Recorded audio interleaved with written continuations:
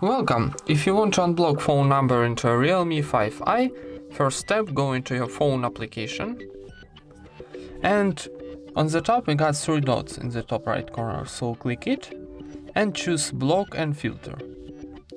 And here you need to go into Blacklist, and here will be your blocked numbers. So for unblocking, you need to click select in the right corner top and choose your phone number, for example this one, and click remove on the bottom.